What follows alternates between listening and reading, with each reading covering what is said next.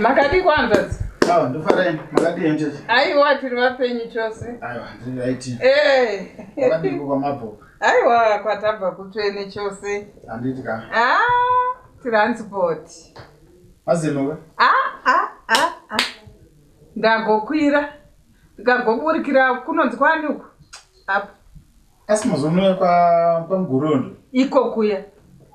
Ndopa ndazowana chimwe chiopen track. Chiopen track chiya. Gwejere.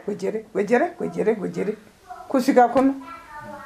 Unotoona kuti kusvika kwandaita kuinyasha chaidzo zvinhu zvakaoma.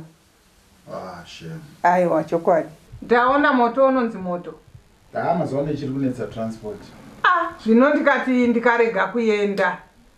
Ko mwedzi uno zvauriwo mwedzi wenyaka kama magadziro kaedai. Oh yes. Kaka. Saka ndikati chiregai ndinogara pasi nahanzvadzi. Tironge nenyaya yeguva rababa. Ndo mwedzi wacho iwo unouyo wokuti tikwanise kurova guva rababa.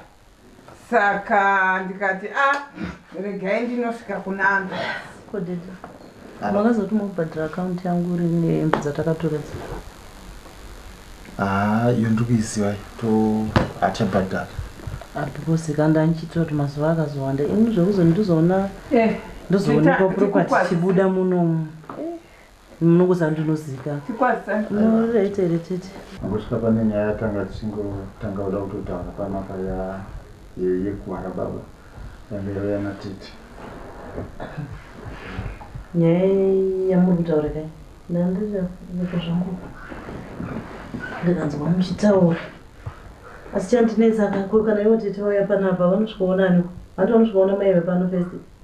Vasati vauya kuzoona imhanzva dzecho. Zvamutanga mamusvika kubedroom. Ndachangokudedze. Aiwa. Introduction. Ipapo kando panenge paida kugadziriswa ipapo naibanditi. Nokuti ini kandini mai pano. Noti imi kana kuri kunzi muda kutaura nyaya dzenyu muri vaviri ka. Ndinotaura uko kwandisiri. Naye tete chinombonzi magadziro chipo. Iguva, kurova guva. Guva rababa edu. Mabva mauya pano handitika? Yes. Ndibva masvika mukati moonana nehanzvadzi. Muridzi wepano ndiani? Munosviona hanzvadzi yenyu here vanhu munosviona imi pese? Ko iwewe ndiona baba ane guva riri kuda kurova. Tete, pano panoti ini. Chidhina ichinoti ini.